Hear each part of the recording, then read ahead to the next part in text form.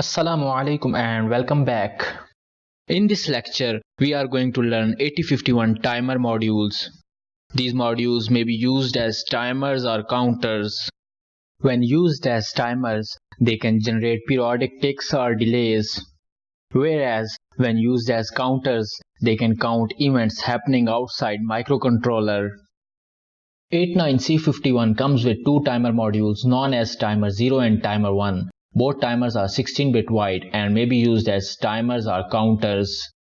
When used as timers, they can generate periodic or specified delays, whereas when used as counters, they count pulses applied to timer input pins. If, for example, you have to generate a pulse signal every 30 milliseconds, then you can use timer feature. And if, for example, you have to count how many times some sensor triggered alarm, then you can use timers as counters.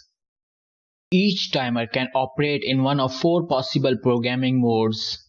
Mode 0 is 13-bit timer counter mode. In this mode, 8 bits are used for either timer or counter, while 5 bits are used for prescaler. Prescaler is used for reducing high-frequency clock signal to some lower frequency. Mode 1 is 16-bit timer counter mode. In this mode, there is no prescaler, and all 16 bits are used for either timer or counter. Mode 2 is 8-bit auto-reload timer counter mode. In this mode, 8 bits are used by timer while other 8 bits hold reload value. When timer overflow flag is set, reload value is automatically loaded. Mode 3 is split timer mode. In this mode, 16 bits of timer can act as two independent 8-bit timers. For programming 8051 timer modules, we must understand few registers associated with these timers. I'll now explain each register. 16 bits of timer 0 are accessible in two 8-bit registers named as TH0 and TL0. TH0 holds upper 8 bits of timer 0 while TL0 contains lower 8 bits. In same way, 16 bits of timer 1 are accessible in two 8-bit registers named as TH1 and TL1. TH1 holds upper 8 bits of timer 1 while TL1 holds lower 8 bits. TMOD register is used for setting various timer modes. Both timer 0 and timer 1 use same TMOD register. Upper 4 bits of TMOD register are used for timer 1 while lower 4 bits are used for timer 0.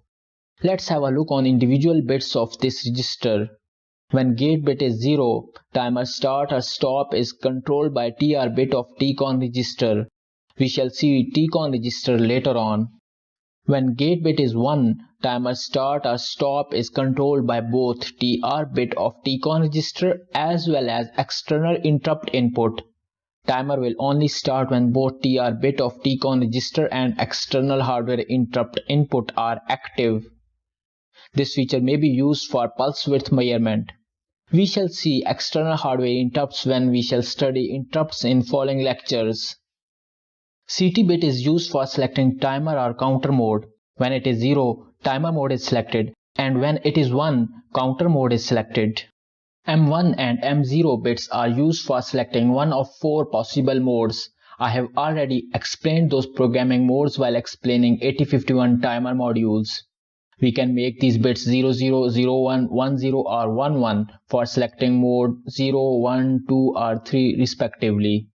Lower 4 bits of TMOD register have same function as upper 4 bits, but they are used for timer 0 while upper 4 bits are used for timer 1.